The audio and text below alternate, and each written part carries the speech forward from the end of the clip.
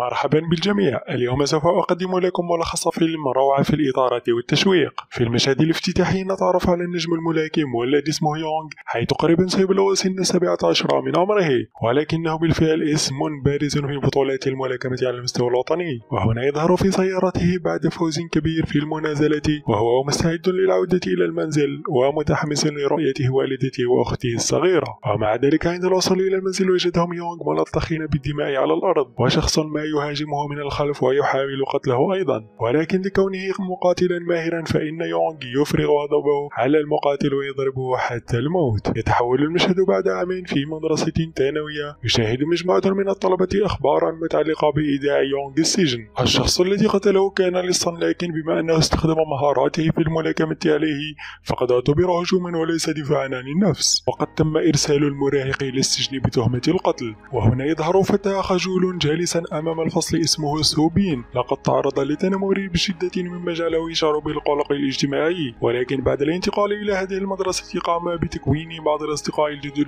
وعاد بحياته إلى المسار الصحيح. وهنا يصل المعلم ويقدم طالبا جديدا إلى الفصل، إنه ملاكم اسمه توني، وكان المتنمر الرئيسي في مدرسة سوبين السابقة. يرتجف سوبين خوفا من رؤية توني وتعود إليه كل الذكريات الفظيعة. عندما خرج المعلم من الفصل يضرب توني المتنمرين السابقين لتأكيد هيمنته، ويقول أيضا مرحبا سوبين، ويبدأ في ضربه دون سبب. وهنا تظهر فتاة لتتحدث باسم سوبين وتدفع المتنمر بعيدا، لكن في المقابل يضربها توني، ولأول مرة في حياته أوقفه سوبين متوسلا إياه أن يتركها، لكن توني يقوم بضربه دون رحمة.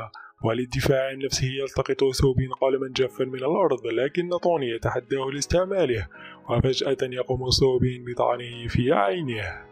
في المشهد التالي سوبين في المحكمة متهما بمحاولة القتل، ولأنه خائف جدا من التحدث عن التنمر، وأعلن أنه مذنب وحكم عليه بالسجن عامين. بعد ذلك يجبر الفتى المسكين على ركوب حافلة مليئة بالمجرمين، ومن قبيل الصدفة يجلس في المقعد الشاغر بجانب يونغ. وفي نهاية اليوم يتم إرسال جميع السجناء الجدد للغرف الخاصة بهم. سوبين يصنع صداقة مع لص يدعى مين، وقد تم تعيين كلاهما في نفس الزنزانة. وهنا يشرح الرجل التسلسل الهرمي للسجناء. هناك 3 قادة رئيسيين، جون وآكي وهان. جون هو الرجل الطيب الذي يمنع آكي وهان من ضرب الناس بدون سبب، لكن مؤخرا تعاون آكي وهان ضده وخدعوه ليوضع في الحبس الانفرادي. منذ ذلك الحين كانوا يحكمون السجن ويضربون أي شخص يريدون، ويبقى الفتى الغامض يونغ محترما من الجميع ولا يتشاجر مع أي شخص ما لم يتم استفزازه. إنه أفضل ملاكم بين السجناء، ولهذا السبب يخافه حتى آكي وهان. في أول يوم لهما في السجن كان مين وسوبين يشاهدان مباراة كرة قدم بين فريقا آكي وهان، عندما أصيب لاعبان يطلب هان من الثنائي الانضمام إلى الميدان، وبما أنهما خائفان ما كان عليهما إلا الانصياع لأوامره، مما يتسبب في تراخي فريق هان. وخوفا من العقاب يغلق عينيه ليركل الكرة، لكنه يصيب آكيو بالخطأ، يسقط المتنمر على الأرض من الألم ويغضب. بعدها يقوم آكي وأتباعه بسحب سوبين إلى المنطقة المعزولة. هذا يذكره بالوقت الذي حدث فيه نفس الشيء في المدرسة. يرتجف من الخوف ويبكي ويتوسل، لكن لا أحد يستمع. فجأة وهم في طريقهم صادفوا يونغ وحاولوا التصرف وكأن لا شيء خطأ، وهذا ما جعل سوبين يدرك أن المتنمرين خائفين منه، وفي لمح البصر يهرب منهم ويركض إلى يونغ وطلب منه المساعدة. في العادة يونغ يهتم بأموره الخاصة فقط، ولكن عندما رأى سوبين يتوسل إليه قرر مساعدته. وهنا يحاول آكيو الانتقام، لكن يونغ ضربه بضربة واحدة اسقطته أرضا. صدم سوبين عندما رأى هذا الفتى الذي لا يعرف الخوف أبدا. بعدها نرى أن السجناء يدرسون، وأثناء وجوده في الفصل لا يتوقف آكيو عن التحديق في سوبين، مصمما على تلقينه درسا قاسيا، لكنه لا يستطيع ذلك في وجود يونغ.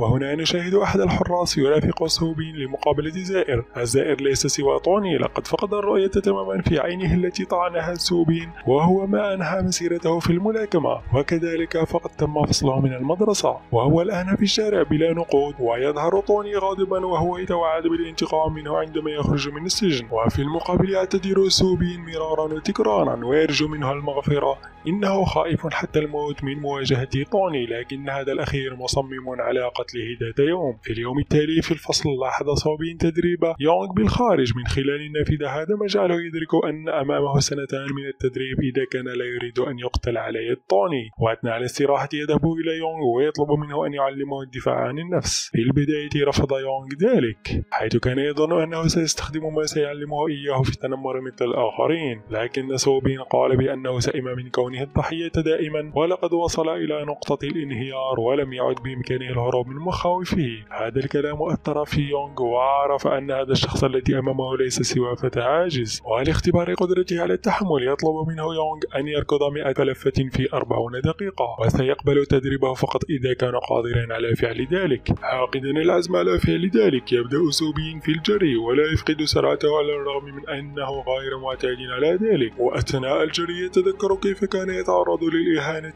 التوبيخ والضرب من قبل طوني ومجموعته، فقد كان دوما خائفا جدا لدرجة أنه اعتاد التبول على سرواله وهم يركلونه باستمرار. تمنحه هذه الذكريات الأليمة القوة من أجل الاستمرار في اللفات القليلة الباقية. كان يعاني بشكل واضح، يطلب منه يونغ التوقف، ولكن سوبين أكمل كل اللفات 100 وبدأ بالصراخ من شدة التعب وأغمي عليه بعد ذلك مباشرة.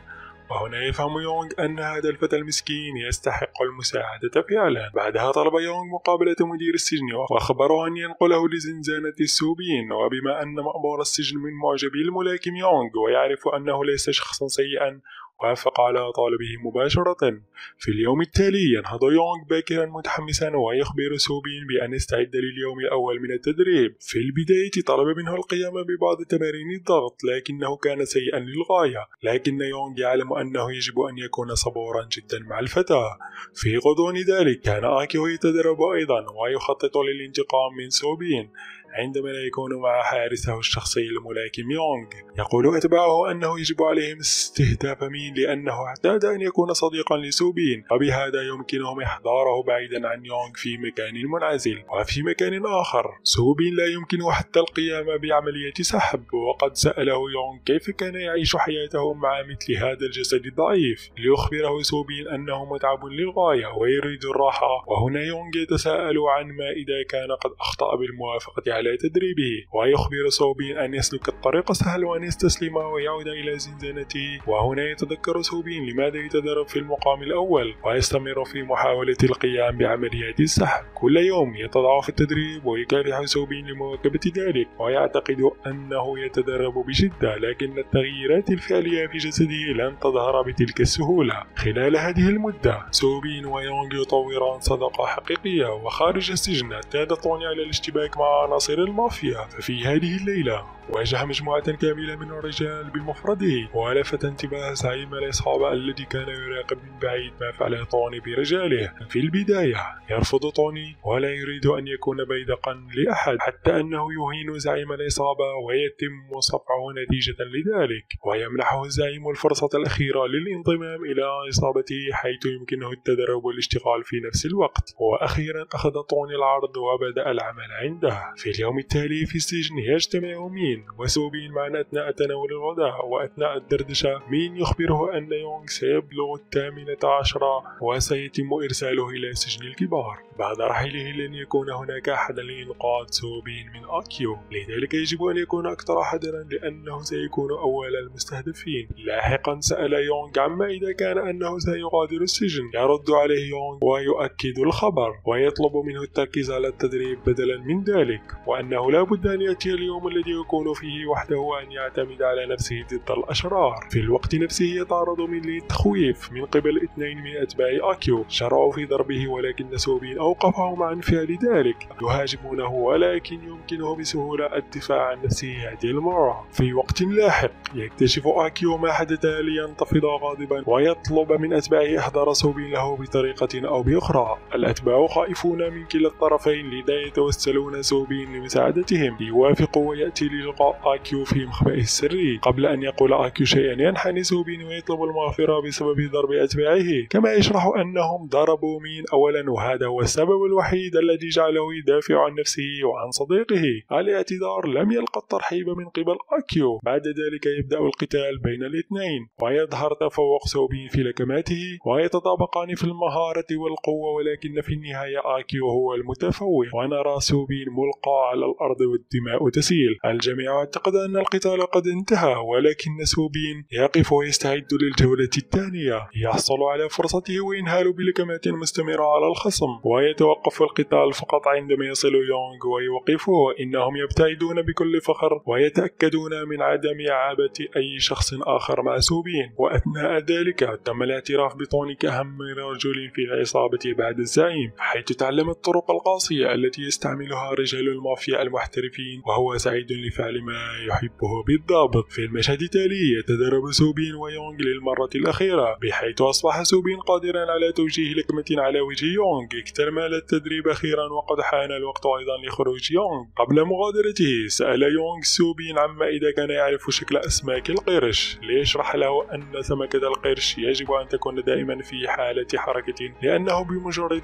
توقفها ستغرق. ينصح سوبين بأن يكون مثل سمكة القرش ويقول له وداعا. بعد رحيله تم إخراج جون من الحبس الانفرادي، وفي وجوده لابد أن تنخفض أعمال العنف. في ذلك اليوم تحدى هان سوبين في قتال. إذا فاز سوبين فإنه يعيد بالتوقف عن مضايقة أي شخص في السجن من الآن فصاعدا. قرروا الاجتماع خلف المستودع، وتم تحديد تاريخ النزال بعد 5 أيام. في المشهد التالي يأتي طوني لمقابلة سوبين. لقد سمع الشائعات حول تدريب سوبين ومدى قوته في الفترة الأخيرة، وبدلا من القلق فهو متحمس لأن القتال بين الاثنين سيكون أكثر إثارة. في المشهد التالي يتقاتل سوبين وهان أمام الجميع. إنهم ماهرون بنفس القدر، لكن إرادة سوبين هي التي تغلبت. في النهاية عثر عليهم الحراس ووضعوا في الحبس الانفرادي، وبعد أيام قليلة أطلق سراحهم. يقبل هان هزيمته ويعيد بعدم إيذاء أي شخص كما وعد. مع مرور الوقت يبدأ جميع القادة في الانسجام. لا مزيد من المعارك في السجن، والجميع يصادق الجميع. في مكان آخر